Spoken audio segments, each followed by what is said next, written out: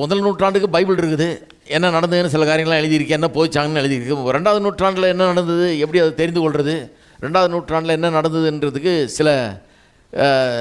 சில ஆதாரங்கள்லாம் இருக்குது பாருங்கள். ஒருத்தர் அந்த காலத்தில் ஒருத்தருக்கு ஒருத்தர் எழுதின கடிதங்களை எடுத்து வெளியிட்டிருக்கிறாங்க. இப்போது புத்தகமாக இதெல்லாம் வெளியிட்டிருக்கிறாங்க பாருங்கள். அதில் ஒருத்தர் எழுதுகிறார் இன்னொருத்தருக்கு கிறிஸ்தவர்களை பற்றி. கிறிஸ்தவர்கள்னால் என்ன, அவர்கள் எப்படிப்பட்டவர்களாக இருக்கிறாங்கன்ற ஒரு கடிதத்தின் மூலமாக தெரிவிக்கிறார் அவர். அந்த கடிதத்தை கிரேக்கு மொழியில் எழுதி அதை கிரேக்கு மொழியிலேருந்து ஒருத்தர் இங்கிலீஷில் மொழிபெயர்த்திருக்காரு. அதை நான் தமிழில் உட்காந்து மொழிபெயர்த்திருக்கிறேன். இதெல்லாம் உட்காந்து உங்களுக்கு மொழிபெயர்த்து கொண்டாந்துருக்கேன் பாருங்கள். இப்படி எழுதுகிறாரு. 2வது நூற்றாண்டில் ஒருத்தர் எழுதுகிறாரு இன்னொரு ஆளுக்கு, கிறிஸ்தவர்களை பற்றி எழுதுகிறாரு. ஏன்னா கிறிஸ்தவர்களை பற்றி எல்லாம் குறை சொல்கிறாங்க. இவங்க வந்து ரத்தத்தை குடிக்கிறாங்களாம், மனுஷனை அறுத்து சாப்பிட்றாங்களாம். எங்கேருந்து வந்தது அது?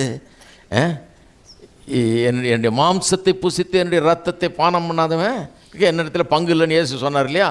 அதை வச்சுக்கிட்டு இவங்க கம்யூனியன் எடுக்கிறத பார்த்துட்டு பார்த்தியா மனுஷனுடைய சரீரத்தை போட்டு சாப்பிட்றானுங்க, இவனுங்க ரத்தத்தை குடிக்கிறான்னு இப்படி ஒரு புகார். கிறிஸ்தவர்களை பற்றி ஒரு தவறான அபிப்பிராயத்தை உண்டாக்கி அவன் அடி ஓத நொறுக்குன்னு இப்படிலாம் பண்ணிருந்தாங்க. பரிசுத்த முத்தத்தினால ஒருத்தர் வாழ்த்துங்கள்னு இருக்குது. இந்த கம்யூனியன் முடிச்சுட்டு எல்லாம் ஒருத்தர் முத்தம் கொடுப்பாங்களாம். அது பரிசுத்த முத்தம். இவன் போய் என்ன சொல்கிறான், முத்தம் கொடுத்துக்கிறான்லாம், ஏதோ தப்பு நடக்குதாங்க அப்படின்னு அதை தப்பாக சொல்லி அதை வச்சு கொடுமைப்படுத்துறது. இப்படியெல்லாம் தப்பான அபிப்பிராயங்களை உண்டாக்குறதே உலகத்தில் வேலையாக இருந்தது. அது மத்தியில் ஒருத்தர் எழுதுகிறாரு, கிறிஸ்தவர்கள்னால் எப்படிப்பட்டவங்கன்னு ஒரு லெட்டர் எழுதுகிறாரு. தமிழில் மொழிபெயர்த்திருக்கிறேன் பாருங்கள். தேசம், மொழி, பழக்க வழக்கங்களை வைத்து கிறிஸ்தவர்களை இந்த உலகத்தில் அடையாளம் காண முடியாது. அதாவது வெறும் பாஷையை வச்சு கண்டுபிடிக்க முடியாது கிறிஸ்தவன் யாருன்னு. பழக்க வழக்கங்களை வச்சு அல்லது எந்த தேசத்தை சேர்ந்தவன் அதை வச்சு இவன் கிறிஸ்தவன் சொல்ல முடியாதான். அவர் சொல்கிறார், அவர்களுக்கென்று தனி பட்டணமோ மொழியோ ஊரோ மொழியோ கிடையாது. வழக்கத்துக்கு மாறான வினோதமான வாழ்க்கையும் அவர் வாழ்வதில்லை. ரொம்ப விசித்திர வினோதமான வாழ்க்கையெல்லாம் அவருக்கு வாழ்கிறது கிடையாது. எல்லாரும் மாதிரி தான் இருக்காங்கன்றாரு. எல்லா ஜனங்களும் மாதிரி தான், ஜனங்களாக அவங்களும் இருக்கிறாங்க, அவங்கள மாதிரியே தான் இருக்காங்க. அவங்க சாப்பிட்றது தான் சாப்பிட்றாங்க, அவங்க உடுத்துற மாதிரி தான் உடுத்துறாங்க. அந்த ஊரில் பேசிக்காக என்ன பழக்க வழக்கங்கள் இருக்கோ அதுபடி தான் வாழ்கிறாங்கன்றாரு. சொல்கிறாரு, அவருடைய உபதேசம் எவருடைய ஞானத்திலிருந்தும் புத்தியிலிருந்தும் ஆராய்ச்சியிலிருந்தும் தோன்றினது கிடையாது. கிரேக்கர்கள்லாம் அவங்களே ஆராய்ஞ்சு மார்க்கங்களெல்லாம் உண்டு பண்ணாங்க. இதெல்லாம் மனுஷருடைய ஆராய்ச்சியில் உண்டான மார்க்கம் கிடையாது கிறிஸ்தவம். இது ரொம்ப இதானது அப்படின்னு சொல்கிறார். ஒரு சாதாரண மனுஷ போதனை அவர்கள் போதிப்பதில்லை. இந்த போதனையிலேயே வித்தியாசம் இருக்குதுன்றது சொல்கிறார். புறஜாதியார் வாழும் பட்டணங்கள் எல்லாம் வாழ்ந்து கர்த்தர் அவர்களை எங்கே வைத்திருக்கிறாரோ அங்கே வசித்து, எப்படி சொல்கிறார் பாருங்க, அந்த நாடு மற்றும் ஊரின் உடையையும் ஆகாரத்தையும் பழக்க வழக்கங்களையும் உடையவர்களாக இருந்தாலும் கூட அவர்கள் முற்றிலும் வித்தியாசமான வேறொரு உலகத்தை சேர்ந்தவர் என்பது வெளிப்படுகிறது. அதே சாம்பார் தான் சாப்பிட்றாங்க, அதே இட்லி தோசை தான் சாப்பிட்றாங்க. கிறிஸ்தவரெல்லாம் நாங்கள் ரொட்டி தான் சாப்பிடுவோம் அப்படின்னு சொல்லி அதே தான் சாப்பிட்றோம். அதே ஊரில் தான் இருக்கிறோம், அதே மொழியை தான் பேசுகிறோம், பேசிக் கலாச்சாரம் அதே தான். இருந்தாலும் அவர்கள் வேறு உலகத்தை சார்ந்தவர்கள் என்பது விளங்குகிறது. அவர்கள் தங்கள் சொந்த நாடுகளிலே அந்நியரை போல வாழுகிறார்கள். சொந்த ஊர் தான் இருந்தால் கூட அந்நியரை போல வாழுகிறார்கள். ஒரு நாட்டின் பிரஜை செய்ய வேண்டிய கடமைகளெல்லாம் செய்வது மட்டுமல்லாமல் ஒரு அந்நியனை போல் அந்த தேசத்தில் பாட அனுபவிக்கவும் செய்கிறார்கள். அந்த ஊர்காரங்க தான், அங்கே பிறந்தவங்க தான், அங்கே இருந்தவங்க தான், இருந்தால் கூட இவனை அந்நியன் மாதிரி அவங்க குடும்பப்படுத்துகிறாங்க. எல்லா மனிதரை போல திருமணம் செய்து கொள்கிறார்கள், பிள்ளைகளையும் பெறுகிறார்கள். பார்த்தீங்களா, திருமணம் செய்யக்கூடாது, பிள்ளையை பெறக்கூடாது, அந்த மாதிரி போதனைலாம் கிடையாது. 2வது நூற்றாண்டில் கிறிஸ்தவர்கள் மத்தியில் அப்படிப்பட்ட போதனை அதெல்லாம் பின்னால் வந்து காமிக்கிறேன்.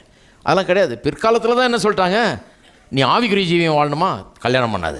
கல்யாணம் பண்ணி பிள்ளையை வச்சுக்கிட்டு, குடும்பத்தை வச்சுக்கிட்டு, மனைவியை வச்சுக்கிட்டு, வீட்டை வச்சுக்கிட்டு எப்படி நீ ஆவிக்குரிய ஜீவியம் வாழுவேன்? ஆவிக்குரிய ஜீவியம் வாழணும்னா நீ காட்டுக்கு போயிடு, இல்லை மடத்துக்கு போயிடு, அங்கே போய் நீ இதாகிடு, துறவி ஆகிடு, எல்லாத்தையும் திறந்துடு, அப்போ தான் நீ ஆவிக்குரிய. அதெல்லாம் பின்னால் வந்தது பாருங்கள். 2வது நூற்றாண்டுலாம் கிடையாது. அவர் சொல்கிறார், கிறிஸ்தவர்கள் யார்? எல்லா மனிதரை போல திருமணம் செய்து கொள்கிறார்கள், பிள்ளைகளை பெறுகிறார்கள். ஆனால் தாங்கள் பெற்ற பிள்ளைகளை பலியிடுவதோ தூக்கி எறிவதோ கிடையாது. தாங்கள் ஆகாரத்தை மற்றவர்களோடு பகிர்ந்து கொள்கிறார்கள், ஆனால் மனைவிகளை பகிர்ந்து கொள்வது இல்லை. சமுதாயத்தில் அப்படிலாம் நடந்துக்கிட்டு இருந்தது அந்த காலத்தில். கெடுகட்ட சில சமுதாயங்கள்லாம் இருந்தது. அவர்கள் மத்தியில் தான் அவர்கள் வாழ்ந்தார்கள். ஆனால் இவங்க அப்படி செய்கிறதில்லை. இவங்க ப்ராக்டிஸ் வித்தியாசம். எங்கே வித்தியாசத்தை காட்டணுமோ அங்கே காட்டுறாங்க. சொல்கிறாரு, அவர்கள் மாம்சத்தில் வாழ்ந்தாலும் மாம்சத்தின் படி வாழ்வதில்லை. அவர்கள் பூமியில் வாழ்ந்தாலும் பரலோகத்தின் பிரஜைகளாக இருக்கிறார்கள். நாட்டின் சட்டங்களுக்கு கீழ்ப்படிந்து வாழ்வது மட்டுமல்லாமல் அதையும் தாண்டி பல நல்ல காரியங்களை, சட்டம் சொல்கிறத மட்டும் செய்கிறதில்லை, அதை காட்டில் இன்னும் அதிகமாகவே நல்ல காரியங்களை செய்கிறாங்கன்றார். எல்லாரையும் நேசிக்கிறார்கள், ஆனால் எல்லாராலும் துன்புறுத்தப்படுகிறார்கள், தள்ளப்படுகிறார்கள், கண்டனம் பண்ணப்படுகிறார்கள், கொல்லப்படுகிறார்கள். இருந்தாலும் ஜீவனை பெற்றவர்களாய் இருக்கிறார்கள். அவர்கள் குறைவுபட்டாலும் அநேகரை ஐஸ்வர்யவான்களாக்குகிறார்கள். பாருங்கள், அவர் உபத்திரவப்பட்டு, உங்களுக்கு தெரியும், எருசலேம் சபையே சிதறடிக்கப்பட்டு பல ஊர்களுக்கு போனாங்க. தங்களுடைய வேலையை விட்டு, வீடை விட்டு, சொத்தை விட்டு, எல்லாம் விட்டு ஒரு காலகட்டத்தில் சிதறடிக்கப்படுகிறார்கள். அப்படியெல்லாம் ஆன பிறகு கூட அவர்களுக்கு 1000 குறைகள் இருந்தால் கூட, துன்பங்கள் அனுபவிச்சிருந்தால் கூட, மற்றவர்கள் ஐஸ்வர்யவான்களாக்குறவர்களாக இருக்கிறார்கள். அவர்களுக்கு எல்லாம் தேவைப்பட்டாலும் எல்லா விதத்திலும் நிறைவுள்ளவர்களாக இருக்கிறார்கள். அவர்கள் அமைதிப்படுகிறார்கள், அவமதிக்கப்படுகிறார்கள். ஆனால் அந்த அவமதிப்பிலே அவர்களுக்கு மகிமை உண்டாகிறது. அவர்களை பற்றி தவறாக பேசப்படுகிறது, இருந்தாலும் அவர்கள் குற்றமற்றவர்கள் என்பது நிரூபிக்கப்படுகிறது. அவர்கள் நிந்திக்கப்படுகிறார்கள், இருந்தாலும் மற்றவர்களை ஆசீர்வதிக்கிறார்கள். அவர்கள் அவமதிக்கப்படுகிறார்கள், இருந்தாலும் மற்றவர்களை மதிக்கிறார்கள். என்ன சர்டிஃபிகேட் கொடுக்குறார் பாருங்க. கிறிஸ்தவன்னா யாருன்னு எழுதுறாரு இன்னொருத்தருக்கு. அவமதிக்கப்படுகிறார்கள், இருந்தாலும் மற்றவர்களை மதிக்கிறாள். யார் கிறிஸ்தவன்? எப்படிப்பட்டவன்றாரு? இப்படி தான் இருக்கிறான் எங்கள் ஊரில் கிறிஸ்தவன்றாரு. அவர்கள் நன்மையை செய்தாலும் பொல்லாப்பை செய்தவர்கள் போல தண்டிக்கப்படுகிறார்கள்.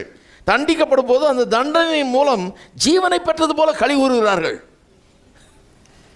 என்ன மாதிரி ஆளுங்க பாருங்கள், என்ன சர்டிஃபிகேட்டு. யூதர்கள் அவர்களை அந்நியரை போல எதிர்த்து போரிடுகிறார்கள். கிரேக்கர்கள் அவர்களுக்கு எதிராக எழும்பி உபத்திரவப்படுத்துகிறார்கள். ஆனாலும் அவர்களை பகைக்கிறவர்கள் அதற்கான காரணங்கள் எதையும் சொல்ல இயலாதிருக்கிறார்கள். ஏன் இவங்களை பாய்க்கிறேன், ஏன் அடிக்கிறேன், ஏன் இவங்களை துன்புறுத்துறேன்னு கேட்டால் ஒரு காரணம் கூட சொல்ல தெரியலையா அவங்களுக்கு. காரணம் இல்லாமல் பாய்க்கப்படுகிறார்கள். இதுதான் நாம் பார்த்த கிறிஸ்தவர்கள், எங்கள் ஊர் கிறிஸ்தவங்கன்றார். நல்ல ஆளுங்க, தேசத்தோடு கலந்து ஒற்றுமையாக அந்த பாஷையை பேசி, அந்த ஆகாரத்தை உண்டு, அந்த கலாச்சாரத்தில் வாழ்கிறாங்க. எல்லா விதத்திலும் கிட்டத்தட்ட தேசத்தோடு ஒத்து போகிறாங்க. சட்டத்துக்கெல்லாம் கீழ்ப்படுகிறாங்க. எல்லாரையும் அன்பு கூறுறாங்க. இன்னும் என்ன வேணும் அவனுக்கு? ஆனால் எந்த விஷயத்தில் வித்தியாசமாக இருக்கணுமோ அந்த விஷயத்தில் வித்தியாசமாக இருக்கிறார்கள்ன்றார்.